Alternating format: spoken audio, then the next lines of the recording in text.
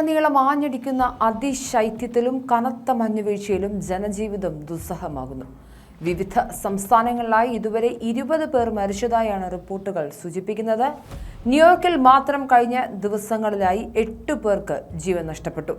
മരിച്ചവരിൽ ഭൂരിഭാഗവും ഭവനരഹിതരാണെന്നും പോലീസ് സ്ഥിരീകരിച്ചിട്ടുണ്ട്. വെള്ളിയാഴ്ച രാത്രി ന്യൂയോർക്കിൽ 6 പേരെ മരിച്ച നിലയിൽ കണ്ടെത്തിയിരുന്നു. തുടർന്ന് ശനി, ഞായർ ദിവസങ്ങളിലും മരണങ്ങൾ റിപ്പോർട്ട് ചെയ്തു. ഈ മരണങ്ങൾ അതിശൈത്യം മൂലമാണോ എന്ന് പോലീസ് അന്വേഷിച്ചു വരികയാണ്. ന്യൂയോർക്കിലെ ഹഡ്സൺ വാലി ഉൾപ്പെടെയുള്ള പ്രദേശങ്ങളിൽ കനത്ത മഞ്ഞുവീഴ്ചയാണ് അനുഭവപ്പെടുന്നത്. കനത്ത മഞ്ഞുവീഴ്ചയും ശീതക്കാറ്റിനെയും തുടർന്ന് അമേരിക്കയിലെ വൈദ്യുതി വിതരണ ശൃംഖല പൂർണ്ണമായും തകരാറിലായ നിലയിലാണ്.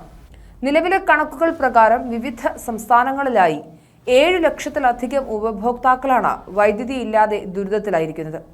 ശീതക്കാറ്റിൽ മരങ്ങൾ കടപുഴകി വീണതും വൈദ്യുതി ലൈനുകളിൽ കനത്ത മഞ്ഞ് അടിഞ്ഞുകൂടിയതുമാണ് പലയിടങ്ങളിലും തകരാറുകൾക്ക് കാരണമായത്. ഇതിൽ ഏറ്റവും രൂക്ഷമായ സാഹചര്യം നിലനിൽക്കുന്നത് ടെന്നസിയിലാണ്. ഇവിടെ മാത്രം ഏകദേശം 2.47 ലക്ഷം പേർക്ക് വൈദ്യുതി ബന്ധം നഷ്ടപ്പെട്ടു. സമാനമായ രീതിയിൽ മിസിസിപ്പി, ടെക്സസ്, വിർജീനിയ തുടങ്ങിയ സംസ്ഥാനങ്ങളിലും വൈദ്യുതി വിതരണം സ്തംഭിച്ചിരിക്കുകയാണ്. കൊടും തണുപ്പിൽ ഹീറ്ററുകൾ പ്രവർത്തിപ്പിക്കാൻ കഴിയാത്തത് ജനങ്ങളെ കൂടുതൽ ദുരിതത്തിലാക്കുന്നുണ്ട്.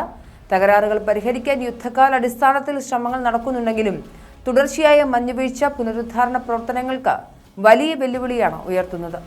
അതിശൈത്യവും മോശം കാലാവസ്ഥയും അമേരിക്കയിലെ വ്യോമഗതാഗത ശൃംഖലയെയും പൂർണ്ണമായും തകിടം മറിച്ചിരിക്കുകയാണ്.